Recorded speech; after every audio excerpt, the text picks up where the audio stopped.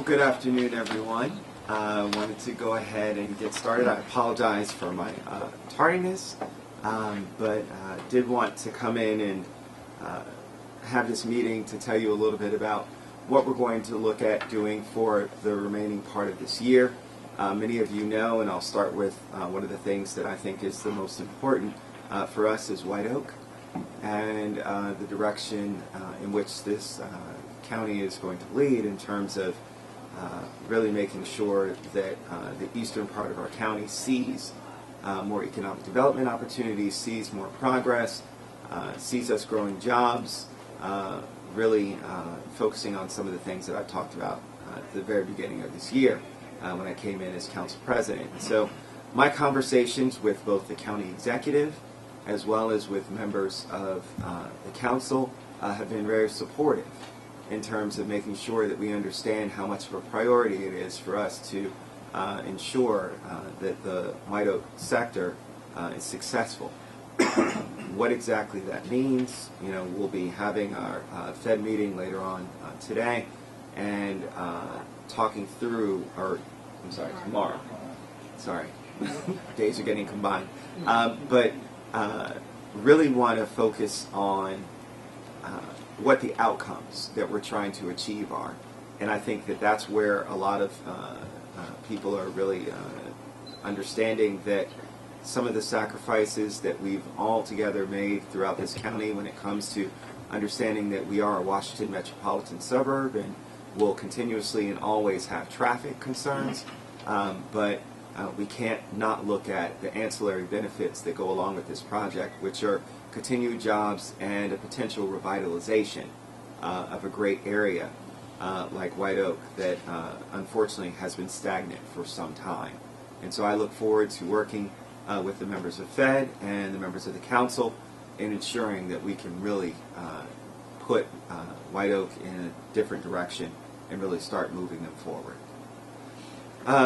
For any folks who have questions about the election, the one piece that still remains out there, I'm not sure if Evan Glass at this point, I think that I've seen the most recent absentee canvass, which reflects the same numbers as we saw with the general election. I think that seat will probably end up going in the same direction, but I won't comment about District 5, but I have had a chance to talk to both Ryan Spiegel and Tom Moore and thank them for their running for office, as well as have a conversation with Mayor Katz, who, if he's successful, or not if he's successful because he doesn't have a challenger, will be our new council member representing District 3. And so it's very exciting. It's very exciting to see some new perspectives coming in. I think that we've always had a great working relationship with the city of Gaithersburg. And so in that spirit, I think that we'll see some great things that will continue to happen for this council should all of us, of course, be reelected in November. Never want to assume anything in terms of pending elections coming up. But with that, those are kind of the only things that I have for you as of right now. Obviously, many of you know that have attended my press conferences before.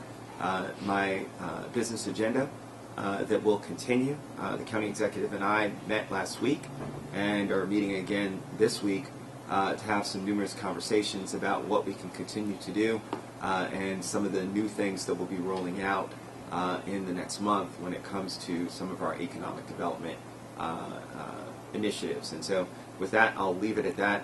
I cannot tell you exactly what those are until we release them. Just like the launch of E-Plans, it was very exciting for us. And I think that there's more to come from our permitting services in terms of announcements about the great progress that we're going to be able to make in terms of continuing to grow jobs here in Montgomery County and really make that forefront. There are a lot of exciting things that are on the cusp, especially in the Up County, and so it's a great opportunity for us to continue in really moving the ball forward. So with that, I'll turn it over to you guys for questions. Turnout was very low last week. What would you say about future elections and holding them that have to be held so far moving that now into December because people are moving about overseas?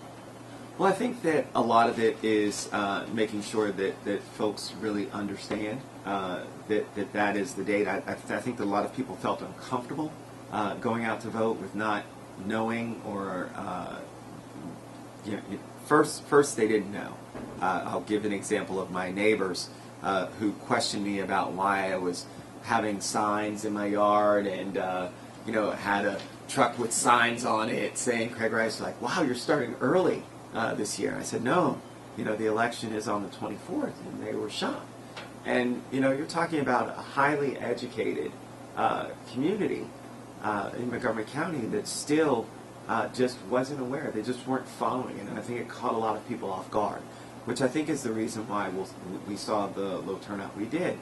The interesting thing is that with early voting, what we always thought was that it would allow for those people who are always voting on regular primary day to give them an option.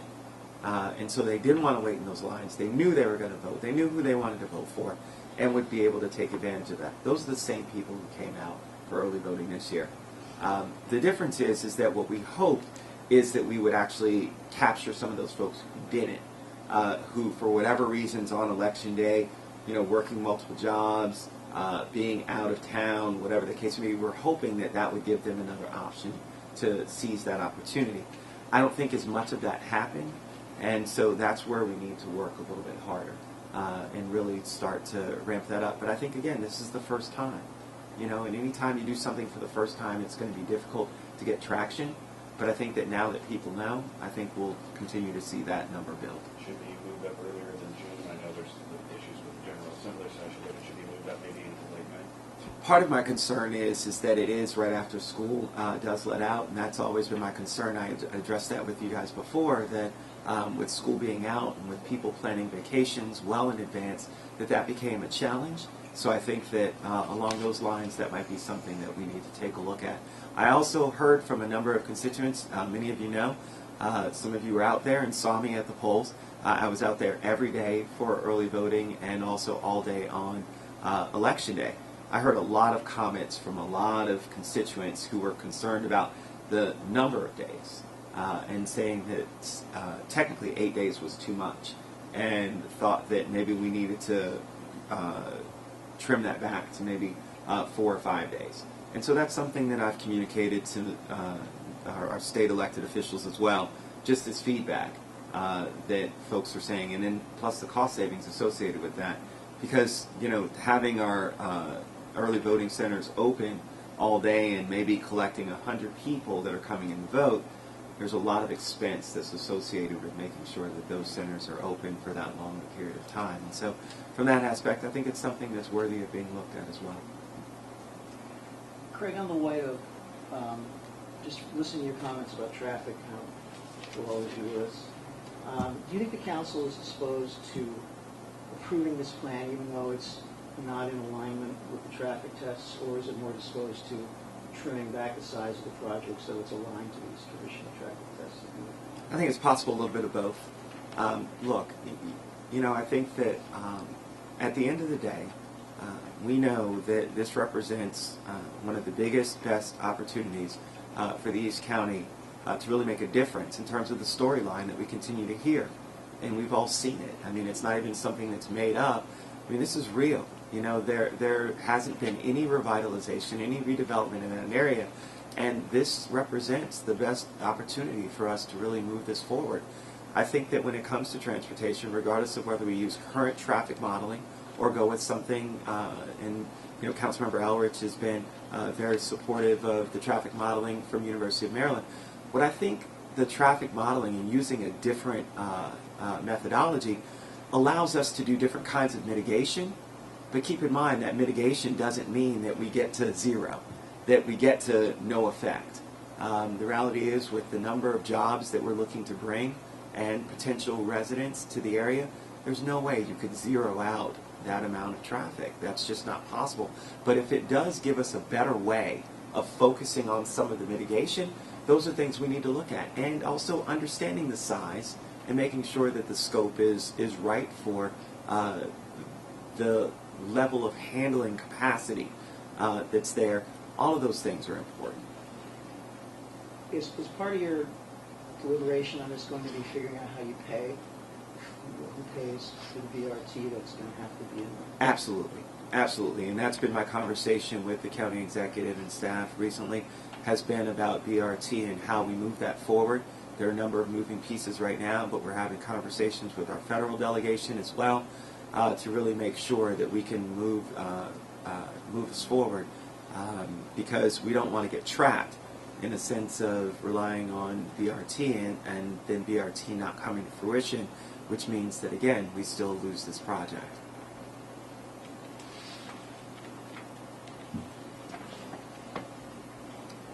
Any other questions?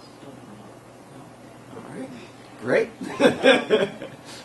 What's the timetable on Phil Andrews' campaign finance bill? Do you have one? I don't, as of right now. You know, that's been a continual conversation. One of the things that a lot of us have been talking about recently when it comes to campaign finance has been understanding and seeing, and this has actually been a good litmus test for us to really start to understand, well, if we were to roll out this campaign finance bill with this current election, what would that have potentially meant for us, and what would something like that look like?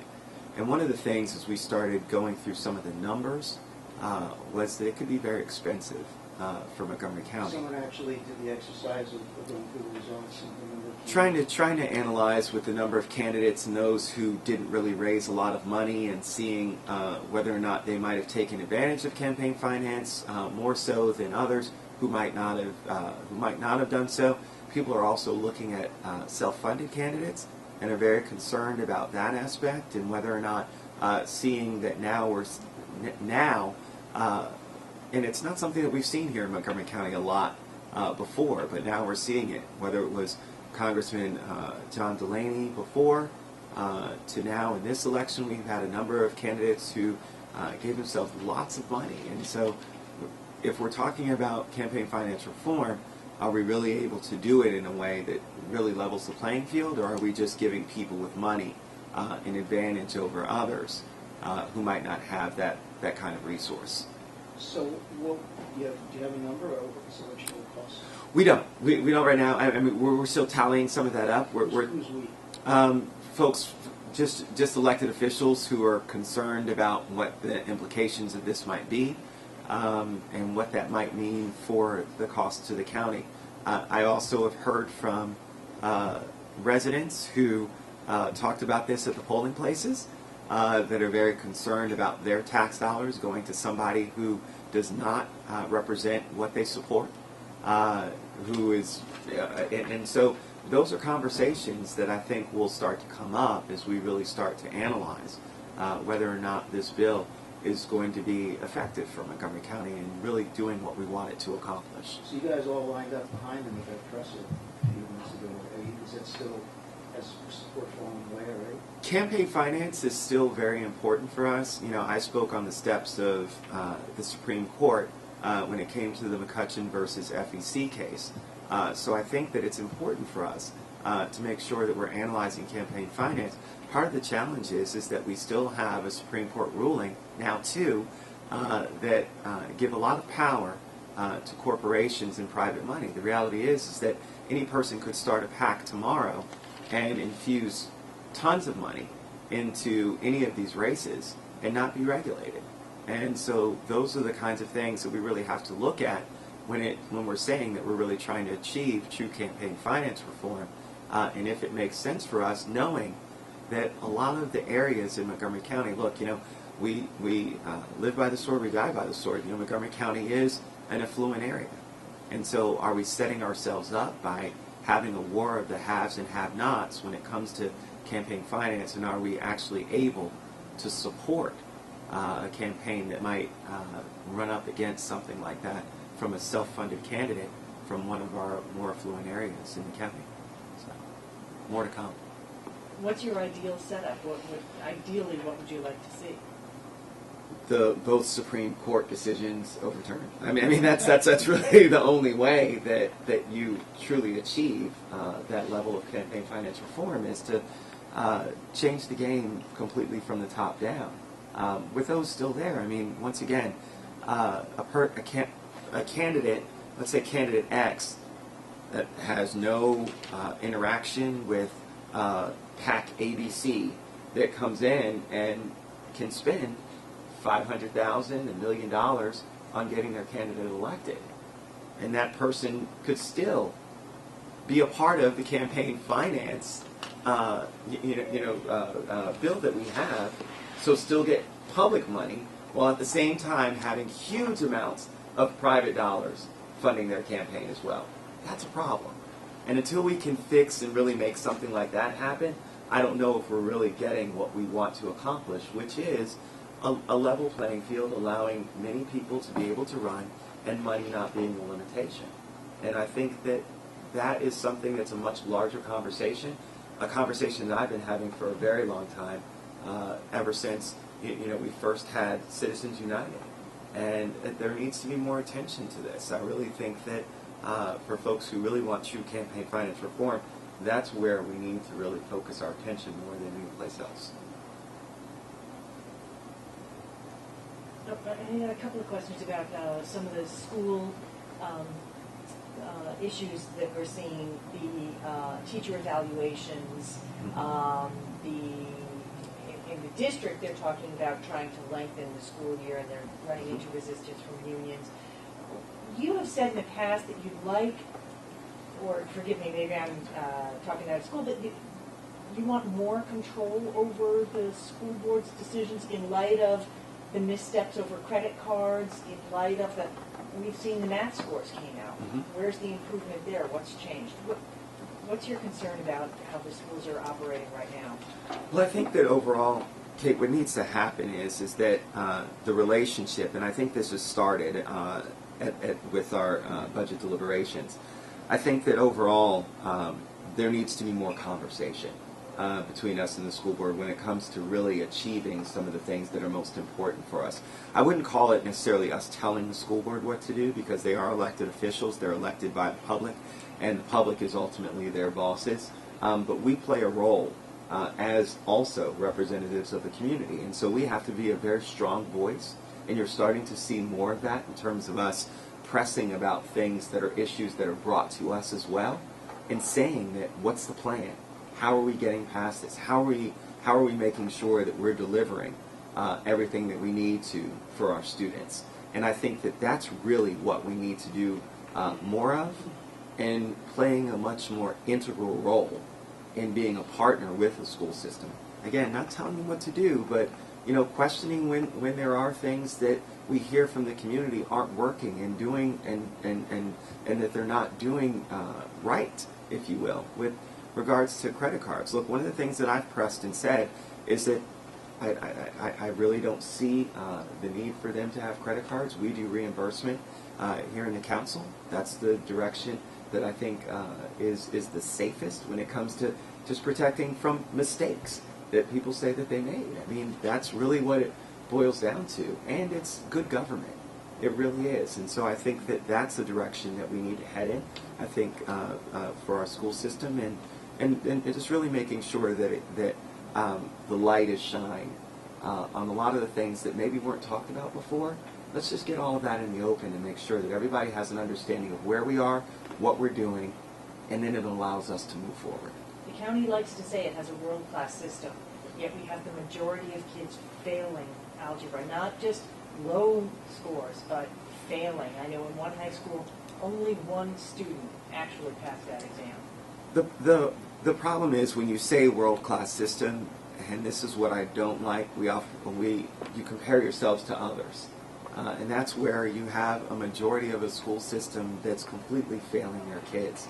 I never want to compare myself to a jurisdiction that's doing less than we are. And that's where you get those monikers of world-class, #1 in the nation, all those kinds of things, because just because we're doing better than somebody who's doing a really bad job doesn't mean that we're doing a good job for our kids. What I do think is I think that the mindset is there. Our school system wants to do the right thing by our kids and make sure that all of our kids are achieving. I just think that it's very hard to figure out what that is, and we want to help them to do that. That's the reason why we have this upcoming education session that will be with the board to talk about the achievement gap, to talk about what some of the new things that we're going to be doing in this upcoming school year are. But we've got to continue to think outside of the box. There is no longer, we are Montgomery County, we are number one, and so therefore we can't look at what other jurisdictions are doing. That's not where we want to be. We want to be to where we're utilizing every single thing out there that we hear is working and try and utilize those things to help our kids. Individual teachers have come to me over these last few election days that I've been out there and told me about what they're doing individually in their classrooms. Not as board policy, but just what they're doing to try and make a difference. And some of those ideas are very intriguing. We'll be bringing those up at this meeting as well and talking about how we can continue to be even more successful and bring along a majority of our kids to be successful. When is that meeting? That's July 14th. Thank you. That's going to be a very big day for Montgomery County and Montgomery County Public Schools. Is that a committee meeting or is it a... It is, but I've invited all members, and so I think there'll be a majority of the council members that will be there at that meeting because there'll be a lot of questions. There's a lot that people want to have answers to, and folks want to know what the plan is. Folks want to know how we're going to get out of this. It's enough to just it's not enough to just say, oh well, you know, we want to make a difference. We want to try and make something happen. We've got to start saying, this is what we're laying out as a strategy to really get some much better numbers for Are you us. meeting with education staffers or are you meeting with the school board? School board, superintendent, as well as education stakeholders. This is a very large undertaking for us. So. 14th is Bastille Day, is it? So I do apologize for. Will there be cake served? We wouldn't want that thrown, so. Any other questions? All right, well, guys, welcome back. I look forward to another 6 months of great things happening. My daughter reminded me, she said, half of the year is over, Daddy. That means that you only have 6 more months left of being president. I said, that's right. What does that mean? She said, well, I think it means that you'll be home more, but I don't think so because the past 3 years you weren't home as much either anyway. So there it is. Thank you, guys.